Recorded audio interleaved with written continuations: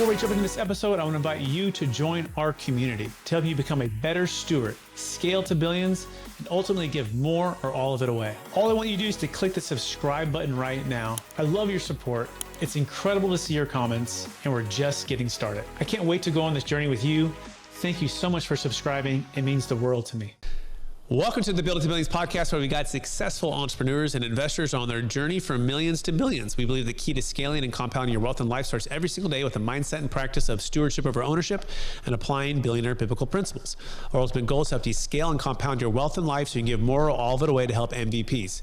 My name is Brett Swartz. Each and every episode, we're joined by the world's top millionaires, billionaires, and or entrepreneurs, where they share their secrets and insights with us so we can all level up and make a bigger impact. I'm excited about our next guest.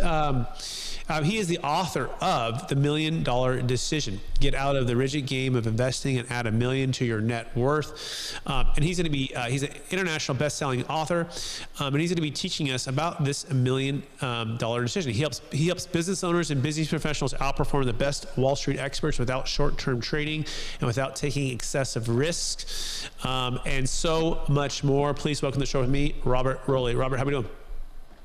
I'm great. Thank you for inviting me. Absolutely. And for our listeners to get to know for the first time, would you give us just a little bit more about your story and your current focus?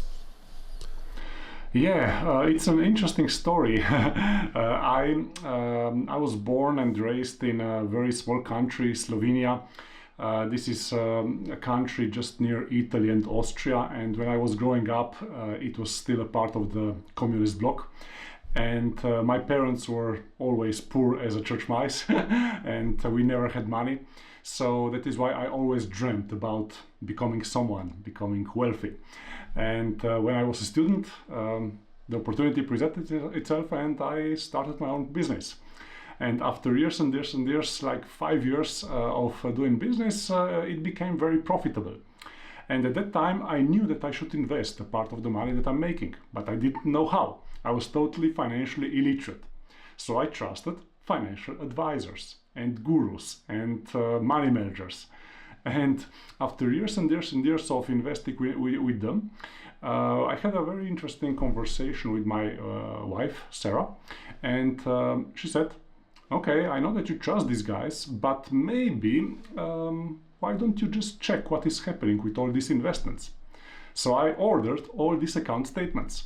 And when the envelopes arrived, it was like, what? Are there some zeros missing? Money that I worked hard to earn was mostly gone. And that was the low point of my life. I was totally depressed. I lost my motivation to work. It was really a terrible time. But at that time, I was very lucky. You know, I was working also with Brian Tracy, a very famous public speaker and author.